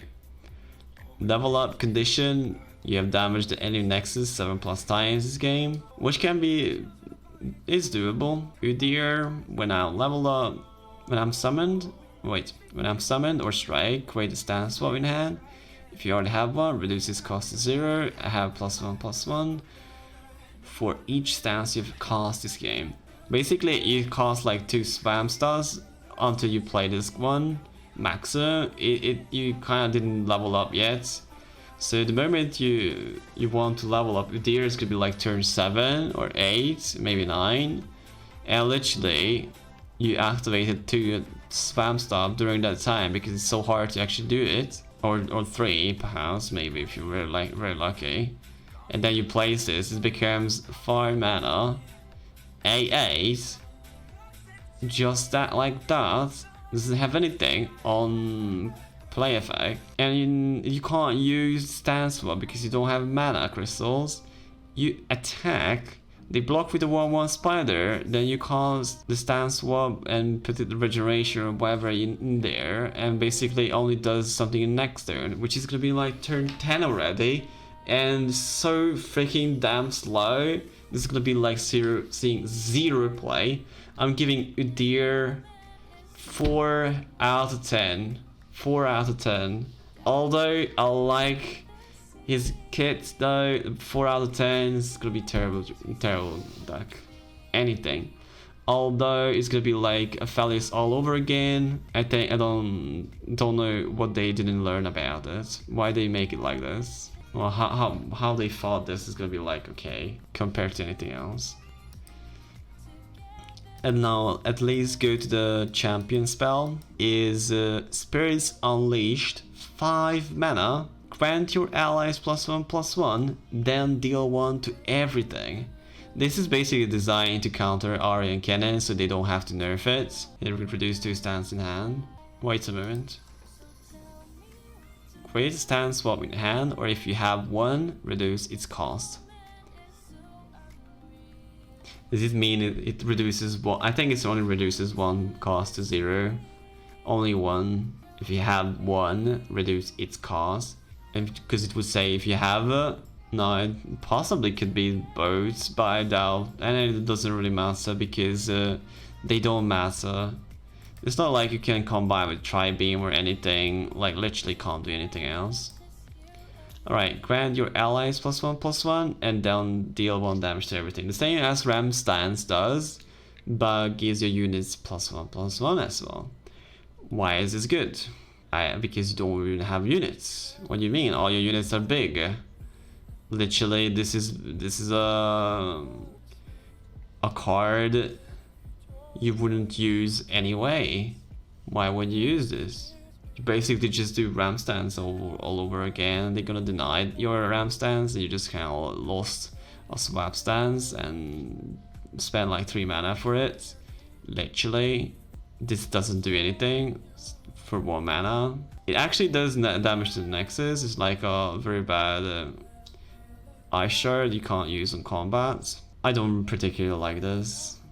Imagine enemy just uses yeah, and Udyr uses Spirit Unleashed and be like, fuck. They do 2/2 for 5 mana and balance it just does 4/4. Nice. Great. Great. It's slow and basically kind of like kills all your units before you actually buff them. Right. Great. Well, wait, maybe it's not that bad. But still, I don't like Udyr. Udyr is gonna be the last champion I'm gonna try out, I think. I will try it out nonetheless, but that will be the last one. Alright, Shyvana is not transform. What do you mean Shyvana is not transform? If I level up, if it is confirmed, there was a post on Twitter, when a champion levels up, it is transforming. So level up from 1 to 2, it is basically transforming. So Nor level up is leveling up to 2 and back to 1. It gains +1/+1 each time, and it's gonna be fully healed every single time. So it's actually very good. No, it actually works that way. So this is a card, a Yordle. For some reason it's a Yordle. It's a 3 mana 3/3 solid stats. It's Bandle City only. When an ally transforms, fully heal it and grant it 1+1. So basically, if you level up Gnar, which is very easy, you give Gnar +1+1, and Gnar is gonna be transformed into level 1 again. It gets again +1+1. What do you mean transforming? Transforming means when some card gonna flip over to something else. Nartax. Oh, we'll see though when you get back. So far, this is a very interesting card because it only specifically works for a certain amount of time. So I doubt this is gonna be like one of the major things that gonna be happening, because it is a card that heals a certain amount of champions, certain amount of cards. It's very much only played in a certain type of decks, and I don't think it's gonna be like played too much. Although its stats are great and transforms are great, but there's not a lot of transfers yet, so I think this is gonna be like one of them cards that are gonna be like tried out but not played in the meta. I'm gonna give this card a 5 out of 10 because it's basically that's all. 5 out of 10. If it's gonna be like changing my mind, like it's gonna be like main deck in Nardex, I suppose in Nardex you can actually play the knock attack. It makes sense. But I doubt it's gonna be like played because it's 3 mana, doesn't do that much yet, and you have to actually level up Gnar. Although you can do it by playing this and Gnar next turn, but something doesn't add up, and I actually think it's gonna be like 5 out of 10, or yeah, I'm gonna give it 5 out of 10. Although I really want to give a 6, but I doubt it's 5. It's 5. It's not gonna be main decked. Let's go for the next Pokemon. Let's start with the Bitsy Lizard. Bitsy Lizard. 2 mana, 1/2. Round end, if you damage the enemy nexus this round, transfer me into Lava Lizard. Evolve. Now it becomes Lava Lizard. 2 mana, 3/4. Basically, this is the only way you can actually cheat out 3/4 on turn 3 before turn 3, so it's kind of like just weak. Bad. It's actually not that great. Although I like the card arts, and it's a Pokemon. I'm not choosing this Pokemon, by the way. Oh, first is they try to bait it with a chili pepper. It eats it and then blows fire. It's a nice story, by the way. It's funny. But yeah, this card is gonna be bad. I doubt it's gonna be main deck. I'm gonna give this card about Charizard is bound again. Sad times, right? I'm gonna give this card 3 out of 10. 3 out of 10. Because it has 3 power. Right, next Pokemon. Spot Toad. If it has Fury, it would be S tier, but no. It has nothing. Well, it is a dragon. Why doesn't it have anything? Just a lizard. Just a lizard. Even give impact or give something, not just a vanilla stats. I mean, what can you do with vanilla stats? Like nothing. Turn 1, you play like Inventive Chemist, hit the Nexus. I mean, how do you level them up, right? It's pretty hard. Next, Spotted Toad. 5 mana for 5. Round end, if you damage the enemy Nexus this round, transform me into Gig Grump. So stats on normal is just 5 mana for 5, which is kind of like trash already. And Giga Grump, 5 mana, 6/7. When I transform, deal 1 to all enemies. So literally, you play 5 mana to play this one, damage the enemy nexus. Next turn, it deals 1 damage to everything, and all the enemies. That's all. Not yourself, your enemy, your units, but your enemies. Most OP card every Goldway has spoken. Broken ass card. Broken indeed. Brooklyn. The transformation is actually quite interesting because it's 5 mana. 5 mana becomes a 6/7 I don't care if Nakotai gonna give it like 1+1+. It's gonna be like 7, 8. Don't care. It's just stats. Stats never matter. In this game, it has impact only. Deals 1 damage to all enemies. It's pretty interesting. It needs to survive 1 round. It's okay. I'm not saying it's too good. Not saying too bad. Let's say the story now. It's actually casting a magic wand onto that simple frog, and the frog, what happens? Frogs become too big that the house is broken apart. Everybody's flying around. His staff is broken. Giga Chad. Well, the funny part is it actually is Giga. Vertec is a bit slow. Well, it could be kind of like yeah. You know, I will give this card 6 out of 10 because it is not too powerful, because 5 mana and it only does something in the next round. So you play it on your turn. You even have to deal damage to the enemy nexus, like you have to poke stick it or just deal something to it. All enemies. It doesn't say enemies and the nexus. So it just deals damage to the enemies. It's just kind of like not even removing anything. If the enemy has like nothing to remove, it just deals 1 damage to them, and basically that's all. It deals through spell shield as well if you kind of like care about it, but I doubt you care. If there's gonna be like some decks you need to place this, I guess. No, I'm gonna go back on my words. I'm gonna give this card a 5 out of 10. I don't like it. 5 out of 10. It's pretty weak. Transforming cards are all weak. Don't know why. Alright, next card. The last Pokemon. Not the last one though. The last of the 3 choices. The Teeny Dactyl. 4 mana. 4/3. Stats are right. Round end, if you damage the enemy nexus this round, transfer into a Pterodactyl. Right, so stats are right. Possible that you make it survive. And let's go. What does it do? It becomes 4 mana, 6/5. Round start, deal 1 damage to the enemy nexus. Every single round. It's damn slow, but stats are great.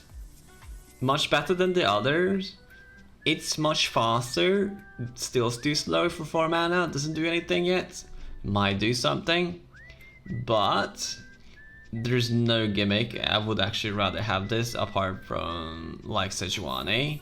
Deal 1 damage to the nexus is something you always want. It's pretty hard to achieve. You have to have this card in the deck, I mean on the board, and then play the Gigadromp, or just play the Toad that becomes the Gigadromp, because then you can actually achieve it.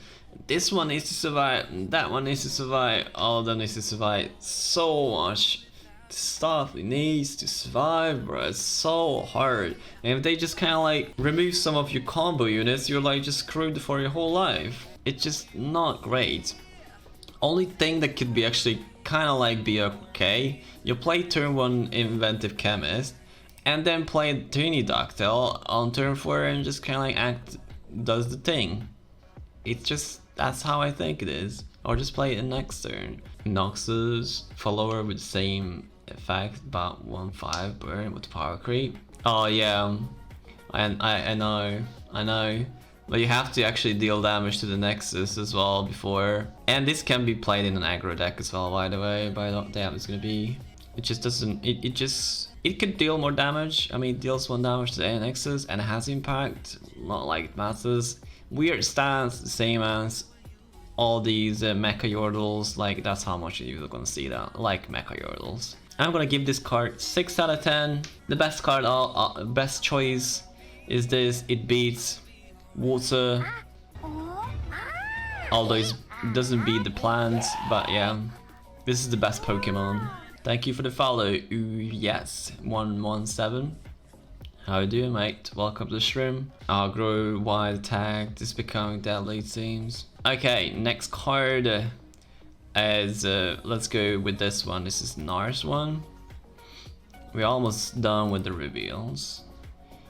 4 mana, Primal Strength, Burst Speed, grant an ally +2/+2, and Impact. That's the first buff that actually is giving health as well to a unit, instead of just kind of like grow an ally or something. It's 4 mana, very expensive, but it's a combat trick with Impact. Not bad, not bad. It is good. I think this is just for a reason of Pantheon, but I guess it's gonna be in one of the aggro decks. Like, you have one copy of this. You use burst speed on like Poppy perhaps, or I don't know. Costly, yeah. Costly for just 2 extra damage in impact. For 3 damage, it's costly. You'd rather have like flame cannon or something. What's my favorite card so far in the reveal? My favorite, I think it's the Formidable. And I think Gnar is gonna be one of my favorites as well. Gnar and Formidable. This card is a good combo trick. Although it's kind of like pretty bad because Sharp's Edge just does the same thing for 2 mana and has an effect as well like this. This is not worth it, but this is granting and that isn't. So I suppose this could become a 7 out of 10. I think it's a 7 out of 10 in strength. I think it's gonna be seeing play. Something with, you give this to Tarek and then buff it with, I don't know, buff something else. You guys, you're gonna love this. The favorite card everybody's talking about. The Mini T. 7 mana, 6/6. Round end. You've damaged every Nexus this round. Transferring into a Mega T. Not a Mini T, a Mega T. Everyone's favorite. It's 7 mana, 6/6. That's bad. Only Bandle City. Nothing particular. Mega T. 7 mana, 8/8. Impact. Round start. Transform the strongest enemy into 3/3 mini T. And silence it. It can't block. It's getting removed on site. If you don't remove this shit, it's gonna be like annoying, pretty much. I think this is gonna be like one of the cards that people are gonna force into main decking it, and it's gonna be not that bad as well. I'm gonna give this card like literally 7 out of 10 because it's 7 cost. It's not a bad card in a meta where you have to actually deal damage to any Nexus every single turn. If it's gonna be played with Gnar and Freljord or something like that, I suppose it's gonna be like something used with this. I am thinking about putting this in a control deck, making a Bandle City control. I think this is actually needed. Bandle City is never a control, but it could be. And now Bandle City has a control card as well for late games. That's not bad. It is actually mid-range. The meta is mid-range now, combos. Mid-range and combos. And it's actually not bad. 7 out of 10. I already said so. What a story I actually want to see. Oh, it's this one. They just kind of like used the card art where the Mini T was in there already. With the Minimurph is this one. And that's the Mini T. I want to see Mega T now. Mega T is like now, just kind of like the angry. I am angry. And this one's having fun though. I like this art. This is so cool.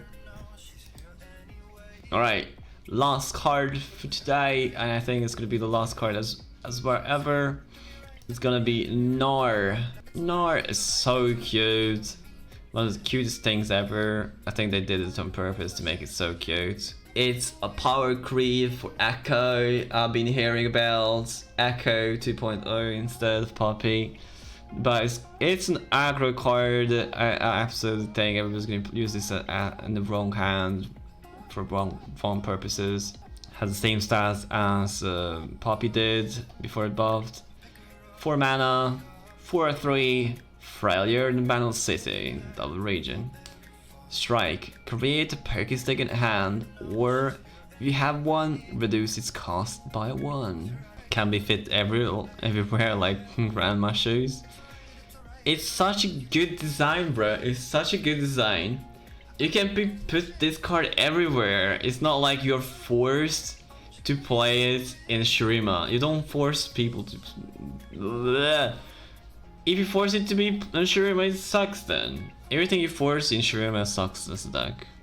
Although it's not sucks too much, but it's not the best. Should be at least fleeting? No. The thing is, what you create in hand, and if you have one, reduce it. Because you can main tech stick, Poke Stick. It doesn't seem like it's his hand though, by the way, but whatever. It could be his hand. Anyway, it's pretty weird. It's not a boomerang he gets Poke Stick. I guess fine. I hope they update Poke Stick eventually, the effect of how it actually happens.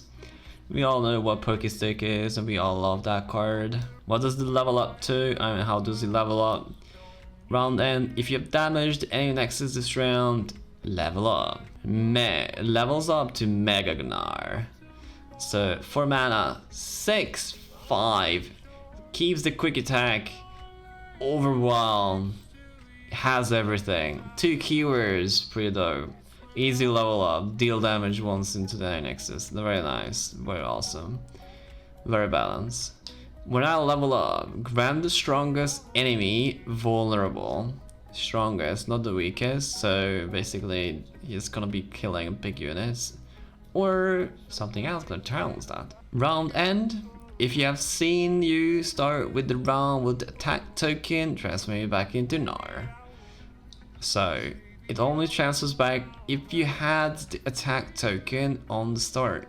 So if you leveled up Gnar on your turn, and this is gonna be like Mega Gnar or on the enemy turn, that means it's not gonna change back on your turn. It's only changing back on the enemy turn. So enemy turn, it's gonna be like small Gnar, and big turn on your attack turn is gonna become this one. It is an insane stats. It gets +2/+2 instead of 1+1+, like any other champion. I don't know how they thought about this, what they thought, or whatever. Has 2 cures. I say this is the most OP shit ever. Everything is just strong. Also enabled. Absorber like nobody business. Yeah. Exactly. You level this up. If you just want to level up a champion to gain the level up champion bonus effects, just place this one on turn 4 and it actually needs to level up. Pretty OP. This actually kind of like reminds me of like Pantheon becoming OP. But it's actually kind of like weak because that's all it does, nothing else. That's the 2 thing. You can draw cards, but this is not a win con. This is just a mid-range stuff. So what's the signature spell? A lot of decisions to make when you play him. I mean, it's kind of like a champion you want to play in a deck where something else is a win con, not this. But this is actually just kind of like good for stalling. Perhaps it's in a Swain deck, you can actually play this, have some fun, jump around, poke and hit stuff, and then eventually just play Swain and then the Leviathan and just win the game. And you get 3 card rows and 1 damage to the Nexus. Even in aggro, I think is gonna be the best one. That's the reason I'm thinking it's aggro, because basically you play this, you poke the Nexus always. Only the pokey stick was used to do on Nexus was every single time you played against Poppy and Ziggs. Like literally no other reason would you go for pokey face. But this reason you can actually go. Like it makes sense. And it even makes sense, sadly. Gnar eats removals and keeps your second champ safe, exactly. Eats removals like for breakfast. So, 3 mana, fast speed, Gnar's Valop. Deal 1 to an enemy and stun it. Oh, that's all. Deal 1 to an enemy and stun it. Okay. Bandle City Yasuo. Bandle City Yasuo. Riot, let's say it together. Bandle City Yasuo. It's a Bandle City card, you can't use a Freljord. It's a stun card, which we always love. Stun cards are actually great. It deals 1 damage to enemy, and if you don't want to hit you or kill you, just stun. Literally. What can you do? Bro, this is so insane with Gnar spell, bro. You play Mega Gnar, you wanna hit the enemy nexus, you just use Gnar's Wallop, stun the target you're actually challenging, instant damage, 6 damage to the nexus. Holy shit, this is so aggressive like no other card. Insane. This is gonna be like Severe is gonna be loving this as well. Severe, or give Overwhelm somehow to Severe and screw the game. I suppose it could be like combo deck with Mega Gnar and Severe. I'm actually kind of like thinking about this. But, could be used in Swain too. He loves the stun, he loves damage, he loves stuns, he loves everything. And he loves pokies as well. I like playing Bandle City, Swain by the way, and I think this is gonna be something I will try out 100%. Best thing is we doesn't have to main deck it. Yeah, I mean if you play it in some other region, like Freljord Swain, you can do that as well. You don't have to do Bandle City and you still gonna get like Gnar's Wallop sometimes. You attack with Leviathan and still stun an enemy, or just stun the enemy on attack. It's just crazy. It's just crazy how strong this is. This is only strong because it's Gnar's Wallop. I don't think it's gonna be like main decked in anywhere for 3 mana to deal 1 damage and stun a character. I don't think it's a good card. It's not like anybody is gonna be using this any other way. I'm gonna give this card an 8 out of 10 because it's Gnar spell. It's not gonna be main decked 100%. Or if it is gonna be main decked, I possibly think it's gonna be like some memes. But using it on Gnar while attacking is actually quite insane. I'm gonna get 8 out of 10. And to Mega Gnar as well, I'm gonna give Mega Gnar a 9 out of 10. 9 out of 10, strongest champion, the whole expansion next to Gallio. I think Gallio is gonna be one of the greatest one as well. I'm gonna give Gallio 8 as well. I mean, I gave Gallio 8 as well, I think, or 9, I don't remember. I have to go back, that's the reason I record this. And yeah, it was good going through all of these. I don't think there's gonna be any more cards revealed today, and the expansion is gonna be tomorrow. So early access after my stream, if you're gonna guys check out Swain's channel or something, if there's gonna be, possibly, maybe not really, but alright. Thanks for tuning in for this, and thank you for watching, and don't forget to subscribe. You can also follow me on Twitch. This is where I record most of my stuff. Bye!